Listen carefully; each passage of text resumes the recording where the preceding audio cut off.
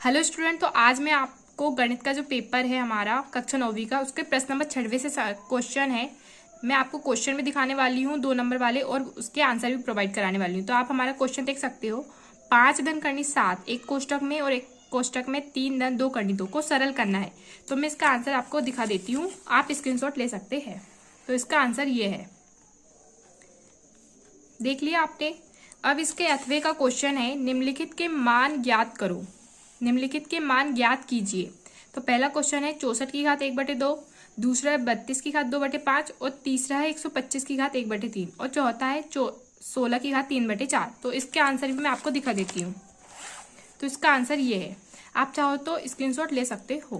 पहले का आंसर ये है, फिर दूसरे का आंसर ये है, और तीसरे का आंसर ये है, और चौथे का आंसर ये है। अब हमारा प्रश्न नंबर 7वां क्या है, 1/7 ऋण करनी 6 में हर का परिमेयकरण कीजिए। तो मैं इसका आंसर आपको दिखा देती हूँ। तो इसका आंसर ये है। तो बच्चों आप स्क्रीनशॉट ले सकते हो, मैं आपको दिखा देती हूँ अच्छे से। तो प्रश्न नंबर उत्तर क्रमांक 7, ये है इसका आंसर। इसमें हमने हर का परिमेयकरण किया है, इसमें एक फॉर्मूला लगा है a-b a+b, फिर हमने इसको सॉल्व कर लिया है। अब इसके अथवे का क्या क्वेश्चन है, 1/7 और 2/7 के बीच एक अपरिमेय संख्या ज्ञात करो। तो इसका आंसर ये है, 1/7 और 2/7 के बीच एक अपरिमेय संख्या। देख लीजिए आप, और इसका स्क्रीनशॉट भी ले लीजिए।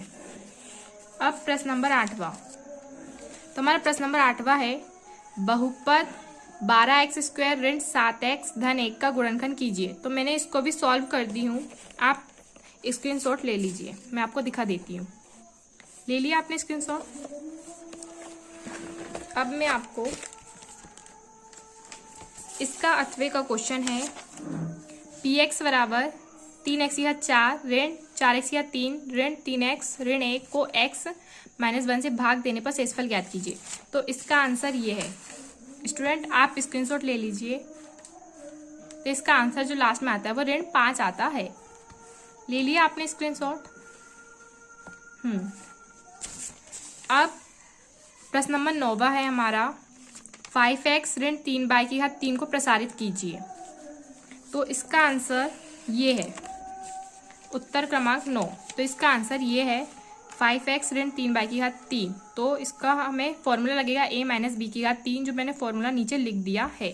आपको इसका पूरा सॉल्यूशन आप स्क्रीनशॉट ले सकते हैं, मैं आपको दिखा रही हूँ अच्छे से। देख लिया आपने। अब हमारा प्रश्न नंबर 9वें का अथवा क्वेश्चन क्या है, निम्नलिखित बहुपदों के लिए P0 तथा P1 ज्ञात करो। हमें ये 3 क्वेश्चन दिए हैं, मैंने इसको सॉल्व कर लिया है। आप स्क्रीनशॉट ले लीजिए, ये अथवे का है आंसर। देख लिया आपने स्टूडेंट। तो हमारा तीसरे का आंसर ये है, जहाँ पे हमने px बराबर x² -1 दिया है, हमने x बराबर 0 रखा है।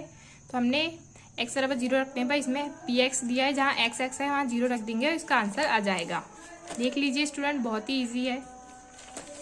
अब हमारा प्रश्न नंबर 10वां। हमारा प्रश्न नंबर 10वां क्या है, कार्तीय तल में किसी बिंदु की स्थिति निर्धारित करने वाले क्षैतिज और ऊर्ध्वाधर रेखाओं के क्या नाम है तथा इनके प्रतिच्छेद बिंदु का नाम क्या है।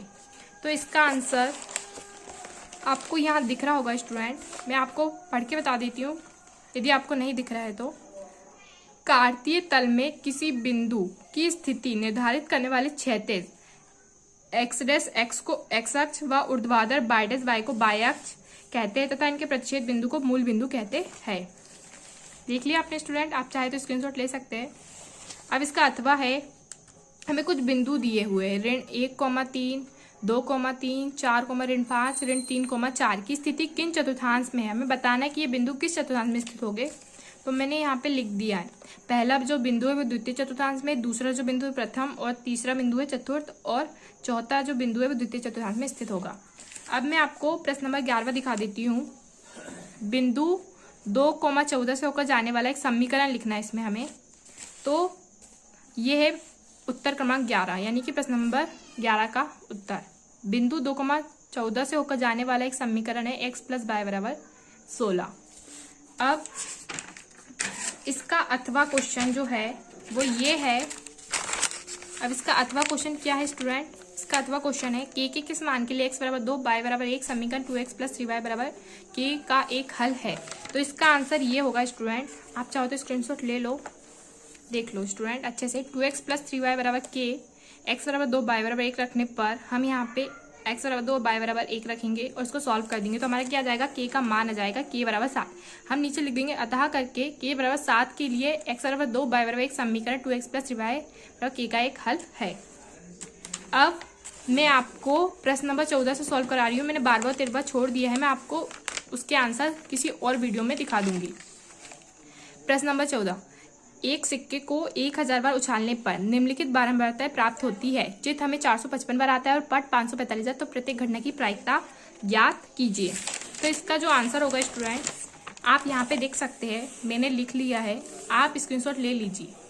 कुल प्रतिदर्श समष्टि हमें दी हुई है। चेतावनी की प्रायिकता P = अनुकूल संभव स्थिति बटे कुल संभव स्थिति = 455 बटे 1000।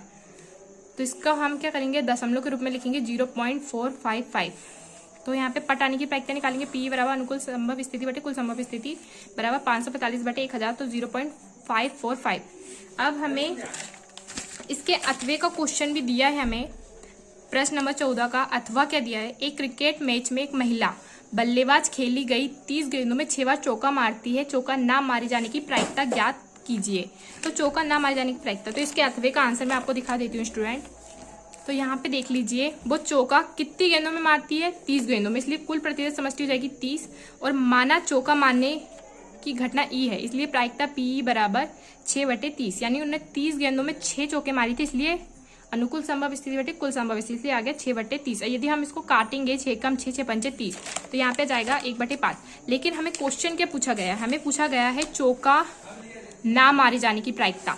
तो हमें पता होना चाहिए कि PE + PE डैश = 1 होता है, तो हमें PE डैश निकालना है। अब हमने पहले निकाला चौका मारने की घटना, अब हम निकालेंगे चौका ना मारने की घटना। तो क्या करेंगे, PE डैश बराबर कर देंगे 1 - PE, तो 1 - 1/5, 5 - 1/5 = 4/5।